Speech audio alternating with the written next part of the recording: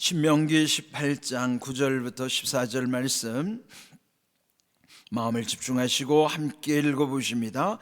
내 하나님 여호와께서 내게 주시는 땅에 들어가거든 너는 그 민족들의 가증한 행위를 본받지 말 것이니 그의 아들이나 딸을 불 가운데로 지나게 하는 자나 점쟁이나 기륭을 말하는 자나 요술하는 자나 무당이나 진언자나 신접자나 박수나 초혼자를 너희 가운데 용납하지 말라. 이런 일을 행하는 모든 자를 여호와께서 가증히 여기시나니 이런 가증한 일로 말미암아 내 하나님 여호와께서 그들을 내 앞에서 쫓아내시느니라.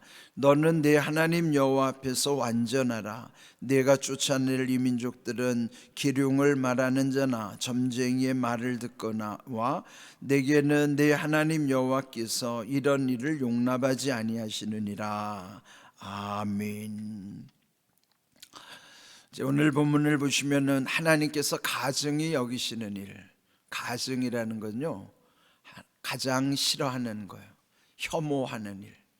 얼마나 혐오하는가 하면 토할 정도로, 너무나 역겨우면은 구토가 나올 정도로 그렇게 막 끔찍하고 싫은 게 있죠. 그런 것을 일컬어서 가증하다고 하는 거예요. 하나님이 극도로 싫어하는 것이 뭔가, 그는 십계명의 첫 번째, 두 번째 관련된 것처럼 하나님 외에 다른 신을 섬기는 것, 우상을 만드는 것, 십계명의 1, 2계명을 하나님이 가장 싫어하시는 것이죠. 그래서 오늘 본문을 읽어보면은 하나님이 가증히 행하는 일들을 용납하지 말고 본받지도 말아라. 하나님은 그런 일들을 절대로 용납하지 않으신다 하는 거예요. 믿음이라고 하는 건 하나님이 기뻐하시는 일에 힘쓰는 것이고 하나님이 싫어하시는 일은 철저하게 하지 않는 것이죠. 그렇다면은 이 본문에서 이제 그 후대들이, 그 백성들이 가나안에 들어가면은 그 땅은 어떤 곳인가 하면 하나님이 가장 싫어하는 일들이 거기 아주 득실득실한 곳이란 말이에요. 그러면은 그런 죄악된 세상 속에서 그런 걸 이기려면 어떻게 하겠어요? 하나님과의 관계가 아주 분명해야 되는 거예요.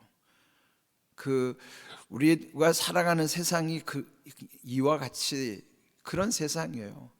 세상에는 온통 하나님이 싫어하는 가증한 일들이 얼마나 많은지 몰라요. 물론 우리가 지금 이 숨을 쉬는 곳에도요 나쁜 세균들이 떠돌아다닐 것입니다. 또 우리 몸에도 수시로 암세포들이 왔다 갔다 한다고 그러잖아요. 그런데도 우리가 건강한 것은 우리의 몸이 그걸 이길 수 있는 면역력 때문이라는 거죠. 그 나쁜 것이 있다 하더라도 나쁜 것보다 더 내 몸이 건강하면, 강하면 그런 것이 문제되지 않죠. 우리 신앙도 마찬가지예요. 아무리 죄악된 세상이라 할지라도 우리의 신앙이 건강하고 온전하면 아무리 하나님이 가증한 일을, 우리 주변에 하나님이 가증한 일들이 있다 하더라도 거기에 눈길이 가지 않습니다. 그리고 그 모든 것도 능히 이길 수 있는 것이죠. 그래서 오늘 주신 말씀도 잘 새기셔서 먼저 하나님이 무엇을 가장 싫어하시는가 알아야 돼요. 사실 죄 중에 큰 죄는 무지한 죄라고요. 모르기 때문에 범하는 죄. 왜 예수님을 죽였을까요? 예수님에 대해서 무지했기 때문에 예수님도 죽이는 거예요. 그러면 우리 안에도 우리가 신앙생활을 하면서도 무지하면 하나님이 싫어하는 것도 깨닫지 못하고 그걸 우리가 또 범하기가 쉽습니다. 예수님을 죽인 사람들이 하나님을 믿지 않는 자들이 아니에요. 하나님을 자칭 잘 믿는다고 하는 그들이 예수님을 모르는 무지 가운데 예수님을 죽인 거예요. 그러면 우리 죄 중에 가장 큰 죄는 무지의 죄란 말이에요. 그래서 우리는 알아야 된다고요. 깨달아 알아야 분별할 수 있지. 그걸 분별하지 못하면 그러면 우리는 하나님이 싫어하는 가증한 것들을 너무나 쉽게 자행할 수밖에 없는 것입니다. 그래서 오늘 이 본문에 보시면은 먼저 9절, 하나님께서 주시는 그 땅에 들어가면 그 땅에 사는 특히 가나안의 7부족이라고 그러잖아요. 그 7부족들의 가증한 행위를 본받지 말라. 왜 본받게 될까요? 사람이 내 마음에 그 주관이 뚜렷하지 않으면 그저 남의 것이 더 좋아 보이는 거예요. 자기 정체성이 분명하지 않으면, 내 믿음이 확고하지 않으면 그저 세상에 처음 경험하는 것이 신기하고 호기심 때문에, 종교도 그래서 타 종교에 대한 자꾸 호기심을 갖고 관심을 갖는 거죠. 그런데 하나님은 철저하게 그 민족들의 가증한 행위를 본받지 말라. 구체적인 행위가 어떤 것인가? 10절을 보면요, 자기 자녀들을 불 가운데로 지나게 하는 것이다. 그럼 뭐냐면은 자기 자식을 인신공양을 드리는 거예요. 그러니까 예전에 심청이도 그 용왕에게 제물로 바쳤던 그런 우리 동화도 있는 것처럼, 그 가나안 땅에도 가면요, 자기 자식 중에 하나를, 그 몰렉이라는 신이 있어요. 몰렉 신에게 자식을 제물로 바치는 거예요. 불에 불태워가지고. 그게 얼마나 끔찍한 일입니까? 그 집안이 잘 되겠다고 그 집의 자식 중에 하나를 택해서 불에 태워서 제물로 드리는 끔찍한 일이 거기 자행되고 있는 거예요. 그러니까 그런 거 본받지 말고, 또 점쟁이, 이거는 오늘 우리 주변에도 이 점쟁이들이 얼마나 많아요. 또 기름에 잘 되는 것, 또 안 되는 것, 이런 걸 말하는 자, 요술하는 자, 무당, 진언자. 진언은 뭐냐면 죽은 사람을 불러내거나 신접하는 것도 마찬가지죠. 박수, 남자 무당, 초혼, 혼을 부르는 거, 이런 거를 절대로 용납하지 말라는 거예요. 이런 모든 것이, 이런 주술적 행위가 우상 숭배의 다 요인들이란 말이죠. 그러니까 하나님이 싫어하는 거 철저하게 끊으라 하는 거예요. 우리 요즘 주변에도 보면은요, 여러분, 종교 중에서 가장 큰 종교가 뭐냐면 소위 말하는 무속 종교라고 하는 무당을 섬기는 일이에요. 귀신 섬기는 일. 지금 무당들의 숫자가요, 모든 종교를 볼 때 무당들의 숫자가 제일 많아요.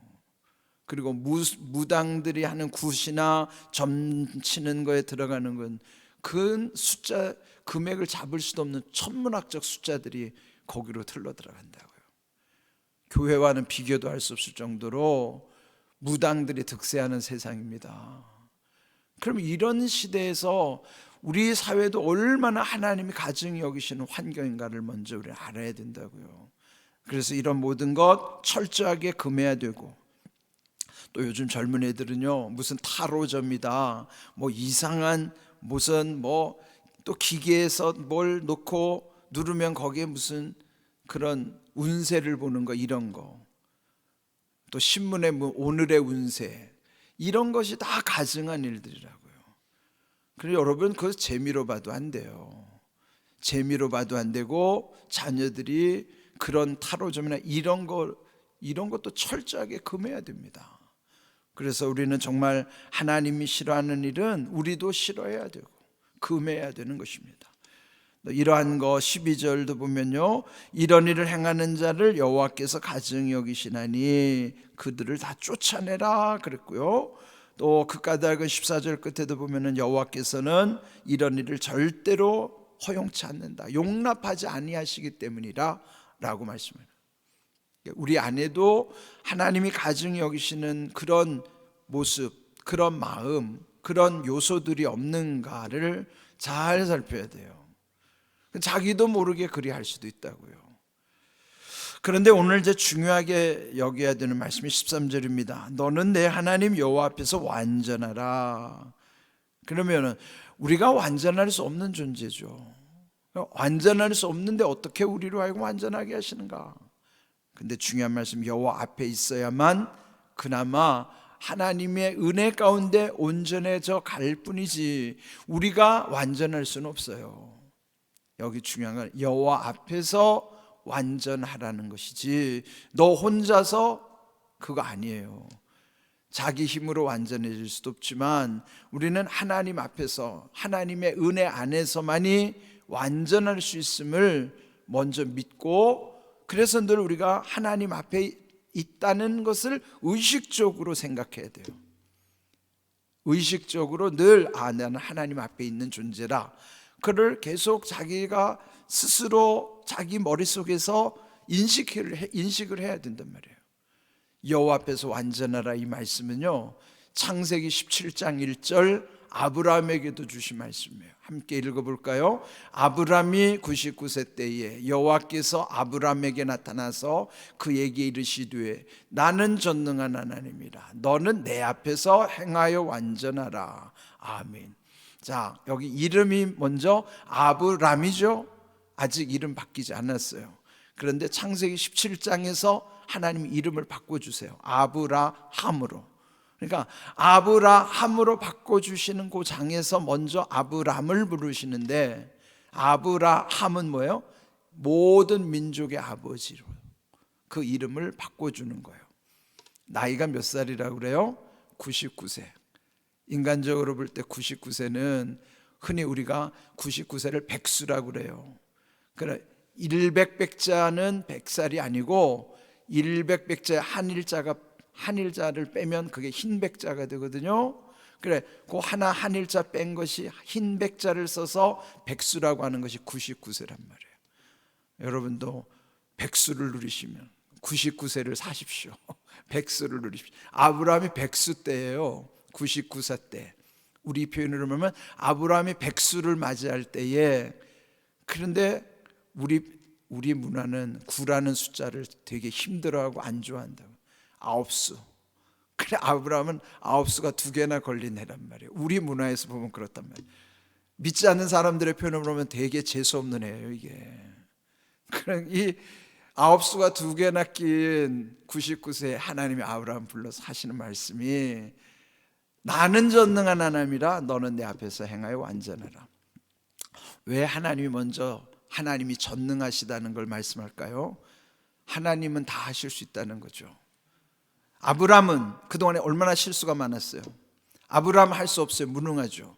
더군다나 99세인데 우리 표현으로 하면 9수가 2이나 걸렸는데, 그런데 무능한 아브라함에게 하나님 말씀하세요. 내가 전능하다. 그럼 뭐예요? 내가 하겠다는 거예요.